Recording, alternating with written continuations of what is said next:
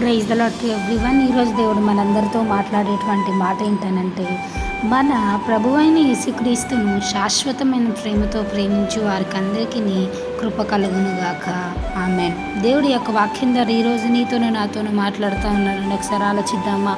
యొక్క వాక్యంలో ఎంతో ఆంతర్యం దాగిందండి. ఏంటనంటే, మన యొక్క ప్రభు ఎవరంటే యేసయ్య. ఆ యేసయ్యని మనము ప్రేమతో ప్రేమించు వారికి అందరికీ కృప కలుగునుగాక. అంటే మనము మన యొక్క యేసు ప్రభుల వారిని ప్రేమిస్తే మనకి కృప అనేది వస్తుంది. అంటే ఎలా అనంటే ఒకసారి ఆలోచిద్దామా? ప్రేమ అంటే మనకు తెలుసు కదా.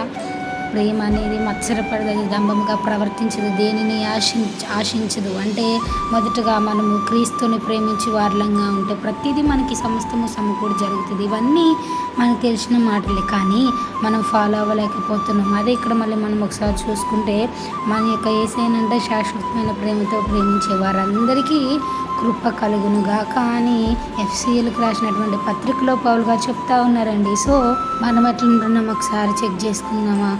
కష్టం వచ్చినప్పుడు దేవుని వదిలిపెట్టి క్రీస్తు కంటే ఎక్కువగా లోకంలో ఉన్న వాటిని ప్రేమిస్తూ ఉన్నాము. కానీ ఈరోజు నుంచి అయినా కానీ దేవుణ్ణి, క్రీస్తుని ప్రేమించే వారిలాగా ఉందాం. ఎదుటి వారికి మాదిరికరంగా జీవిద్దాం. ఆయన ప్రేమను చూయిద్దాం. ఈ వాక్యము దేవుడు దీవించునుగాక. ఆమేన్.